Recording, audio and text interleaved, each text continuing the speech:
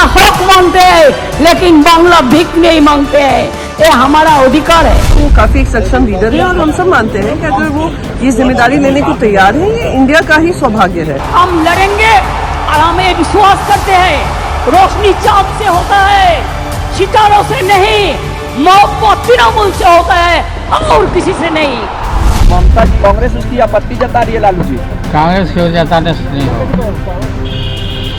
ममता को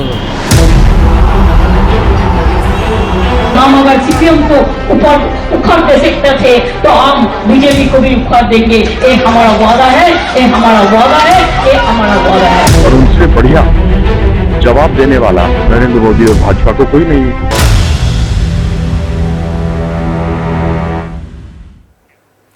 तो दिल्ली से लेकर बिहार और पश्चिम बंगाल से लेकर महाराष्ट्र तक राजनीति की धुरी पश्चिम बंगाल की सीएम ममता बनर्जी के नाम पर घूमने लगी है।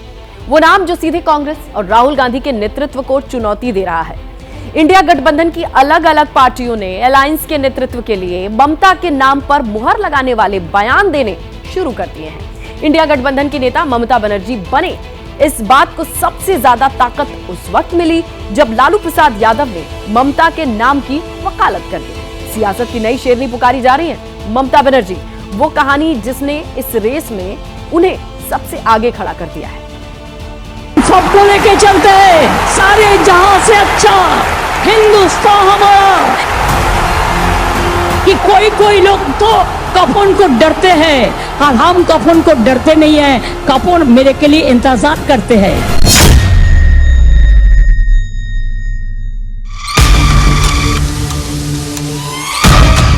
ऐसा लगता है कि इंडिया गठबंधन ये चाहता है कि दीदी की ये दहाड़ और विरोधियों की जमीन हिला देने वाली ये हुंकार सिर्फ पश्चिम बंगाल में नहीं बल्कि पूरे देश में सुनाई दे। मोने रखबेन 60 फरोज का तमन्ना आज हमारा दिल में है।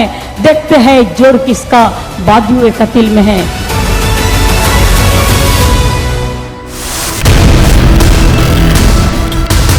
ममता बनर्जी राजनीति का वो नाम है जिनके सामने बीजेपी बार बार परास्त होती दिखाई दी है। राजनीति में एक ही खूबी होती है, शत्रु को हराना। तो 6 पे 6 सीट अगर बाई इलेक्शन में दीदी जीत सकती है।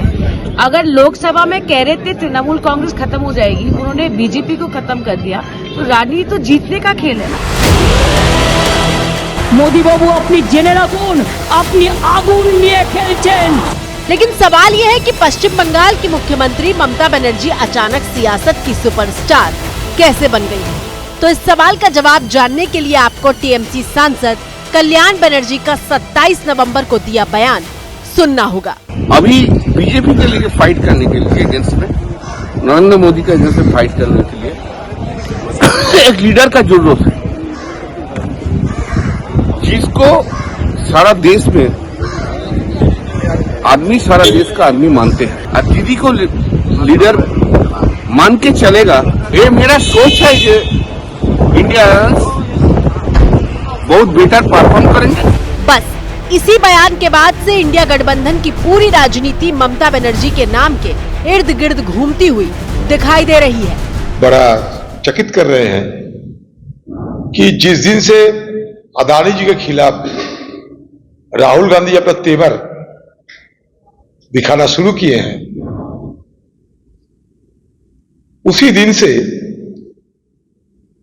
ये एक नया रुख इंडिया गठबंधन के हम देख पा रहे हैं। ममता की पार्टी तृणमूल कांग्रेस के सांसद कल्याण बनर्जी का ये बयान करीब 13 दिन पहले आया था और इन 13 दिनों में गंगा में इतना पानी बह गया है कि खुलकर राहुल गांधी के नेतृत्व को सवालों के घेरे में खड़ा किया जाने लगा है। लोकसभा के अंदर जो हम लोग बैठे हुए हैं, देख पा रहे हैं कि आपस में इनकी नोक झोंक चल रही है। समाजवादी पार्टी वहीं बैठ करके उनके बड़े नेता स्पष्ट रूप से कह रहे हैं, हम राहुल गांधी जी को इंडी अलायंस का नेता नहीं मानते। सबसे ताजा बयान लालू प्रसाद यादव का है, जिन्होंने सिर्फ एक लाइन में ममता बनर्जी के नाम पर मोहर लगा दी। ममता कांग्रेस उसकी आपत्ति जता रही है लालू जी। कांग्रेस की वजह से नहीं हो, ममता को अब समझिए कि मामला क्या है। तो मामला कुछ ऐसा है कि कल्याण बनर्जी के बयान के बाद एक एक करके कई पार्टियों ने इंडिया गठबंधन का नेतृत्व ममता के हाथ में सौंपने पर हामी भरी है। सबसे पहले समाजवादी पार्टी का बयान सामने आया, फिर शिवसेना ने ममता की नेतृत्व क्षमता पर भरोसा जताया।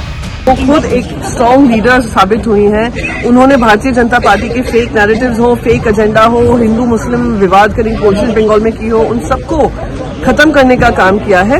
शिवसेना के बाद एनसीपी ममता के साथ खड़ी दिखाई दी और अब ममता की पार्टी के तमाम सांसद दीदी के नाम का झंडा लेकर निकल पड़े हैं। सभी पूरे देश भर से अलग अलग नेताओं की यह आवाज आ रही है कि यदि एक व्यक्ति है जो नरेंद्र मोदी जी को और भाजपा को टक्कर दे सकता है और दे रही हैं, और वो है ममता बंदोपाध्याय। एंड दिन के दिन उनकी पॉपुलैरिटी और एक्सपीरियंस अभी बढ़ते जा रहा है, तो बहुत एक्सपीरियंस है, बहुत सीनियर है, बहुत अच्छा बात है। वो सबको, सब अपोजिशन को उसको एक्सेप्ट करना, एक्नॉलेज करना चाहिए, अप्रिशिएट करना चाहिए। राष्ट्रीय जनता दल के अध्यक्ष लालू प्रसाद यादव का ममता बनर्जी के पक्ष में उतरना बड़ी बात है, क्योंकि लालू प्रसाद यादव ने सोनिया गांधी का साथ तब दिया था जब कोई उनको बतौर प्रधानमंत्री देखने के लिए तैयार नहीं था। तब लालू ही थे जो सोनिया को सबसे योग्य मानते हुए उनके नाम की वकालत कर रहे थे। लेकिन लालू यादव का ममता पर दिया बयान राहुल गांधी को आईना दिखाने जैसा है, क्योंकि लालू, राहुल और सोनिया दोनों के बेहद खासम खास माने जाते हैं। अब सवाल यह है कि ममता बनर्जी के लिए इतनी फील्डिंग क्यों सजाई जा रही है? तो जवाब के लिए आप स्क्रीन पर बारी बारी आने वाले 3 आंकड़ों पर गौर कीजिए। 2021 में 294 विधानसभा सीटों पर चुनाव हुए और इन चुनावों में ममता की पार्टी ने 215 सीटें जीती थी, जबकि बीजेपी के खाते में 77 सीटें आई थी और कांग्रेस 0 पर आउट हो गई थी। सम्माननीय आदरणीय दीदी, ओ दीदी,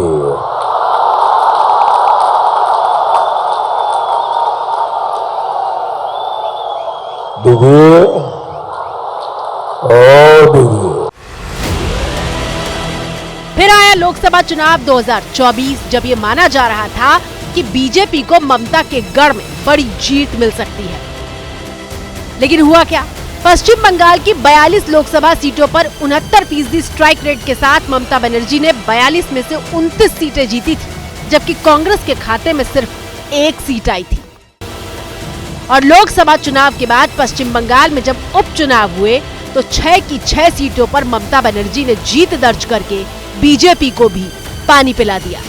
उनका सीट लेना इतना जल्दीबाजी का काम नहीं है। आप याद रखिए कि तृणमूल कांग्रेस जिंदगी भर लड़ते रहा, जिंदगी भर लड़ते रहेगा, लेकिन बीजेपी को बंगाल से हटाएगा, देश से हटाएगा, ये हमारा वादा है। ममता बनर्जी की जीत का ये स्ट्राइक रेट विपक्षी इंडिया गठबंधन के साथियों को लुभा रहा है। उन्हें लग रहा है कि ममता के नेतृत्व में गठबंधन में नई जान आ सकती है। हालांकि ममता बनर्जी के नेतृत्व पर भरोसे की वजह सिर्फ उनका स्ट्राइक रेट नहीं, बल्कि 2 खूबियां भी हैं। एक खूबी वो ये है कि किस तरीके से वो तमाम चीजों को मैनेज करती हैं। देखिए ये दोनों खूबियां। ये पश्चिम बंगाल की मुख्यमंत्री ममता बनर्जी की वो 2 खूबियां हैं जो उन्हें एक क्षेत्रीय नेता की छवि से बाहर निकालकर पैन इंडिया लीडर की तरह दिखाती हैं। पुरानी बात नहीं है, सोमवार को ही ममता बनर्जी ने पश्चिम बंगाल विधानसभा में खड़े होकर बांग्लादेश को करारा जवाब दिया था और अपने जवाब से बताया कि देश सर्वोपरि है। আপনাদের কেন কারো নেই যে বাংলা সব নিয়ে নেবেন আর আমরা বসে বসে লালিপপ খাবো। दरअसल बांग्लादेश की एक कट्टरपंथी पार्टी बीएमपी ने कहा था कि वो हिंदुस्तान के पश्चिम बंगाल, उड़ीसा और बिहार को अपना बना लेंगे, लेकिन जब इसका जवाब ममता बनर्जी ने दिया तो पूरे देश में चर्चा होने लगी। আমরা সবসময় এই ব্যাপারে গভর্নমেন্ট অফ ইন্ডিয়া যে গাইডলাইন্স দেয়, এক্সটার্নাল অ্যাফেয়ার্স যে গাইডলাইন্স দেয়, এটা কিন্তু আমরা মেনে চলি। তাই আপনাদের সবাইকে অনুরোধ করব। ममता बनर्जी ने विधानसभा में अल्पसंख्यक प्रेम से बिल्कुल अलग एक रूप दिखाया, जिस टैग के लिए बीजेपी के नेता राहुल गांधी पर हमला करते हैं। आज एलओपी को देशद्रोही कहने में किसी प्रकार की कोई संकोच मुझे महसूस नहीं हो। ममता एक ऐसी राजनेता हैं जो सियासी पिच पर गेम पलटने में माहिर मानी जाती हैं। ठीक 1 साल पहले दिसंबर का महीना था और दिल्ली में विपक्षी गठबंधन की चौथी बैठक चल रही थी।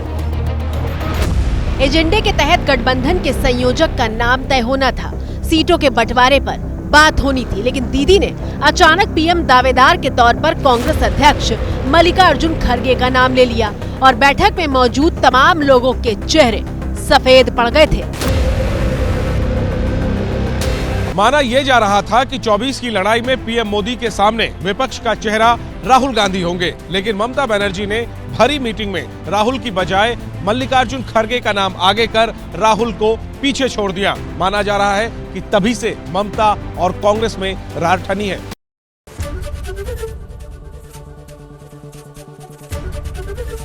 एबीपी गंगा, खबर आपकी, जुबान आपकी।